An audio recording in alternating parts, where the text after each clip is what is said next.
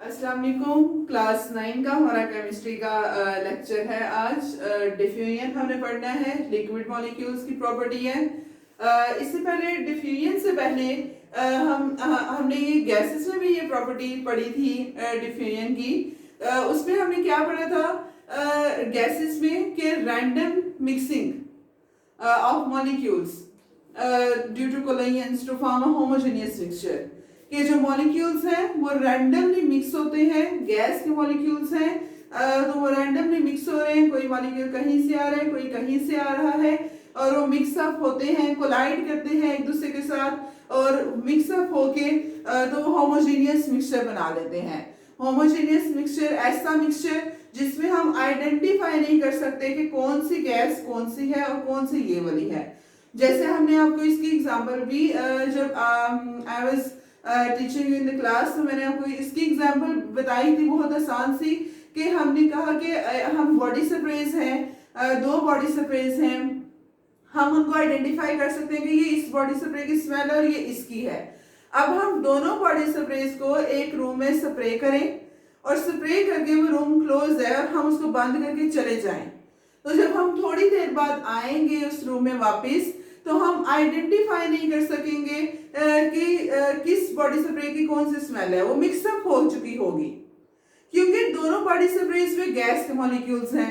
अब वो गैस के मॉलिक्यूल्स जो है वो रैंडमली एक दूसरे के साथ कोलाइड किए हैं, टकराए हैं और टकराने के रिजल्ट में उन्होंने एक मिक्सचर बना लिया है जिसको हम होमोजेनियस मिक्सचर कहते हैं। ये तो हमने गैसेस का पढ़ा। अब हम लिक्विड में डिफ्यूजन किस तरह से होती है वो पढ़ने जा रहे हैं कि लिक्विड में अब जैसा आपको पता है कि जो लिक्विड के मॉलिक्यूल्स हैं वो भी एक दूसरे से दूर होते हैं एज कंपेयर टू गैसेस। उनके दरमियान में स्पेसेस कम होती है लेकिन फिर भी होती तो है। तो लिक्विड के मॉलिक्यूल्स के दरमियान इंटरमॉलिक्यूलर स्पेसेस ज्यादा होने की वजह से वो मॉलिक्यूल्स फ्री होते हैं और वो मॉलिक्यूल्स मूव करते हैं। ये मूव करेंगे, ये इनमें प्रॉपर्टी है कि ये हमेशा रैंडम मोशन, कॉन्टिन्यूअस मोशन की स्टेट में होते हैं, मूव करता है लिक्विड।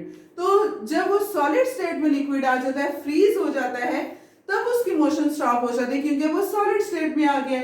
लेकिन जब वो लिक्विड स्टेट में है तो वो फिर कॉन्टिन्यूअसली मूव करता जाएगा। तो जब वो मूव करते हैं, अब ये लिक्विड में प्रॉपर्टी होती है कि वो हमेशा हाई कॉन्सेंट्रेशन से लोअर कॉन्सेंट्रेशन की तरफ मूव करते हैं। कि जहां पे लिक्विड ज्यादा है, जहां पे पानी ज्यादा है, जैसा आपको पता है कि पानी हमेशा डहलवान की तरफ मूव करता है। चश्मे से पानी ऊपर से नीचे गिर रहा है, ऊपर चश्मे में पानी ज्यादा है, नीचे गिर रहा है वहां पे कम है। या जब पानी किसी स्लीप सरफेस की तरफ, स्टीप की तरफ मूव करता है तो पानी ज्यादा और वो जहां पे मूव कर रहा है वहां पे पानी कम, फिर वहां पे ऐसा ऐसा फिर ज़ाहिर ज्यादा होता जाता है। तो ये होता है कि लिक्विड मॉलिक्यूल्स हमेशा हायर कॉन्सेंट्रेशन से लो कॉन्सेंट्रेशन की तरफ मूव करते हैं। हायर कॉन्सेंट्रेशन मतलब कि जहां पे लिक्विड ज्यादा है तो लिक्विड उस एरिया की तरफ मूव करेगा जहां पे कम है लिक्विड, वहां पे जहां पे वो कम अमाउंट में है वहां पे मूव करेगा हायर कंसंट्रेशन से लोअर कंसंट्रेशन में। तो जब वो मूव करता है तो फिर वो दूसरे लिक्विड के साथ मिक्सअप हो जाता है और एक होमोजेनियस मिक्सचर बना लेता है और उसको हम कहते हैं डिफ्यूजन। जैसे कि यहाँ पे मैंने ड्रॉ किया है कि एक बीकर है और बीकर में हमने पानी दिया, वाटर। अब यहाँ पे पानी है, ज्यादा है। अब एक ड्रॉपर में हमने इंक ली हुई है, ब्लू कलर की इंक जैसे मैंने बनाई है। अब देखिए इस ड्रॉपर में इंक ज्यादा है या पानी में इंक ज्यादा है? ऑब्वियसली बात है ड्रॉपर में, क्योंकि पानी में तो है ही नहीं है। यहाँ पे इंक की जो कॉन्सेंट्रेशन है वो क्या है? High, high concentration. और यहाँ पे इसकी कॉन्सेंट्रेशन लो है ही नहीं है।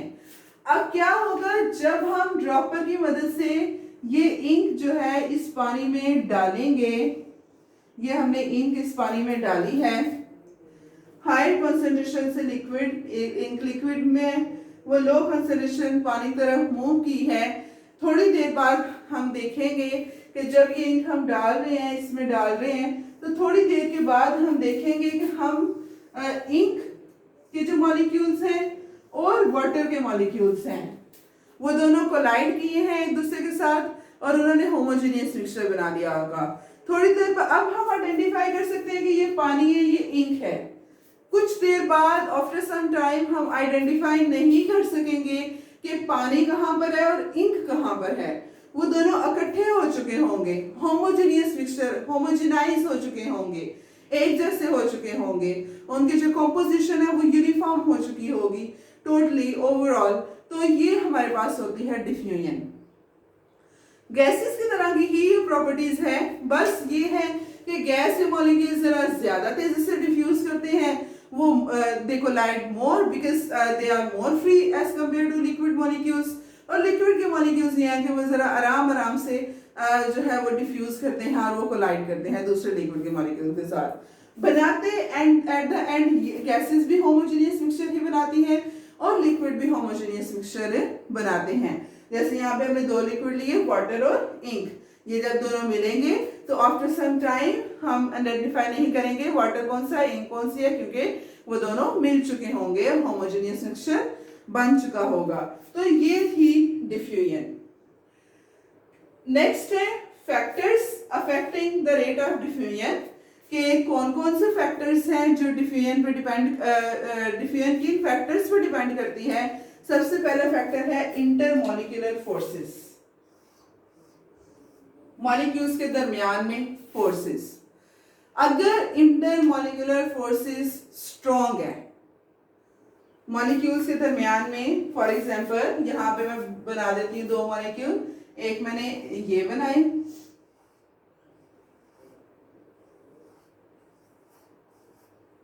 और एक मैंने ये बनाए मॉलिक्यूल, ये भी लिक्विड के हैं और ये भी लिक्विड के हैं।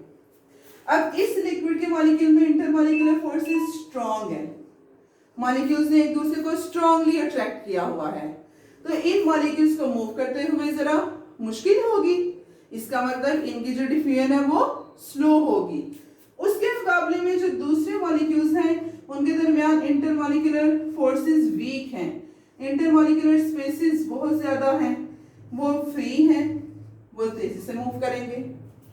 तो ये हमारे पास होता है कि इंटरमॉलिक्यूलर फोर्सेस अगर स्ट्रॉन्ग है तो डिफ्यूजन ज्यादा फास्ट होगी, डिफ्यूजन रेट ज्यादा तेज होगा, और अगर इंटरमॉलिक्यूलर फोर्सेस वीक हैं तो डिफ्यूजन, वो जो लिक्विड्स हैं वो स्लोली डिफ्यूज करेंगे। इसकी हम बेस्ट एग्जांपल ये भी ले सकते हैं, जैसे मैंने आपको हम बॉइलिंग पॉइंट फिजिक्स पॉइंट पढ़े थे, उसमें मैंने बताया कि जैसे वाटर है, अब वाटर एक साइड पे एक ग्लास में हम पानी रख दें, वाटर रख दें, और दूसरी साइड पे दूसरे ग्लास में हम रख दें एसीटोन, इंक रिमूवर, जिसको हम नेल पॉलिश रिमूवर भी कहते हैं, उसमें भी एसीटोन होता है। तो एसीटोन को रख दें, प्योर एसीटोन रखना चाह रहे हैं प्योर एसीटोन रखें। अब क्या होगा कि जो पानी है वो जल्दी बाद में इवेपोरेट करेगा, जो एसीटोन है वो जल्दी इवेपोरेट कर जाएगा। क्यों? क्योंकि जो एसीटोन है उसके मॉलिक्यूल्स के दरमियान इंटरमॉलिक्यूलर फोर्सेस वीक हैं, उनमें हाइड्रोजन बॉन्डिंग जो है वो नहीं पाई जा रही, लेकिन वाटर में दो हाइड्रोजन बॉन्डिंग्स पाई जा रही हैं, इंटरमॉलिक्यूलर फोर्सेस स्ट्रॉन्ग पाई जा रही हैं, जिसकी वजह से वाटर बाद में डिफ्यूज करेगा और एसीटोन पहले डिफ्यूज कर जाएगा। तो ये है हमारे पास इंटरमॉलिक्यूलर फोर्सेस का फैक्टर, कि स्ट्रॉन्ग है तो डिफ्यूजन स्लो और वीक है तो डिफ्यूजन फास्ट। नेक्स्ट है size of molecule. Size of molecule, जो स्मॉल साइज्ड मॉलिक्यूल है वो ज्यादा तेजी से डिफ्यूज करेंगे as compare to large sized molecule.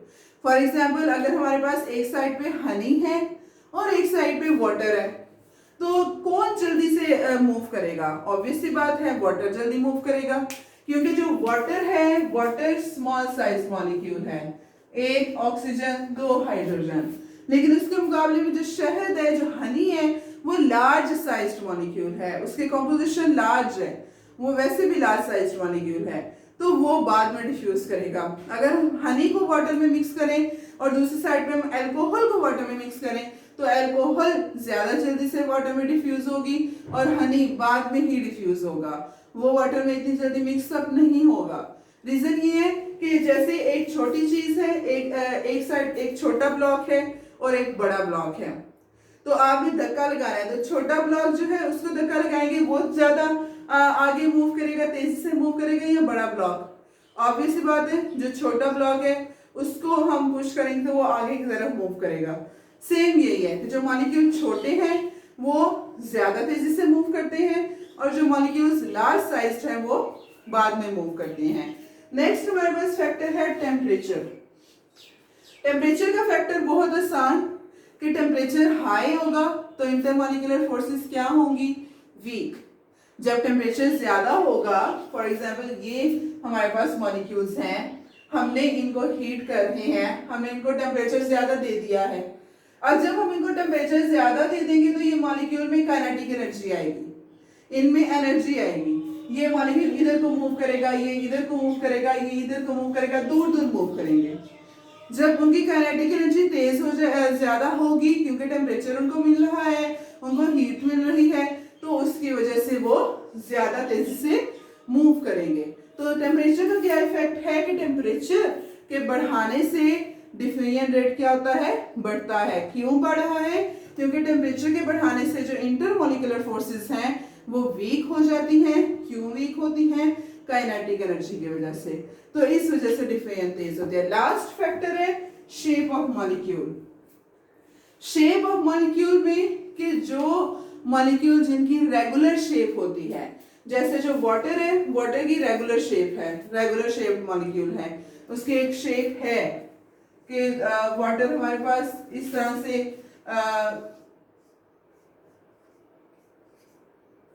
इसकी शेप एक बनती है वाटर की, ठीक है, पिरामिडल शेप है, ट्रायंगुलर शेप है। तो जो रेगुलर शेप्ड मॉलिक्यूल हैं उनमें, क्योंकि वो रेगुलर शेप्ड हैं, उनकी जो सरफेस होती है वो प्लेन होती है, वो तेजी से मूव करते हैं। उसके मुकाबले में कोई इरेगुलर शेप मॉलिक्यूल आ जाता है जिनकी शेप रेगुलर नहीं होती, मॉलिक्यूल्स की शेप्स होती हैं। अगर आप नेक्स्ट आके पढ़ेंगे तो हम मॉलिक्यूल की बहुत सारी शेप्स होती हैं, pyramidal shape, triangular shape, tetragonal shape, octagonal shape, hexagonal, octahedral shape, ये शेप्स होती हैं मॉलिक्यूल्स की। तो जो जिनकी ये शेप्स होंगी वो तेजी से मूव करेंगी क्योंकि वो रेगुलर हैं, उनकी सरफेस प्लेन है और वो स्लिप कर सकते हैं इजीली एक दूसरे के ऊपर। लेकिन उसके मुकाबले में जो मॉलिक्यूल्स जिनकी शेप रेगुलर नहीं है, इरेगुलर शेप्ड मॉलिक्यूल्स हैं, वो जो है जो रैंडम जिनकी शेप्स हैं मॉलिक्यूल के, बड़े बड़े मॉलिक्यूल्स हैं, तो वो डिफ्यूज बाद में करेंगे।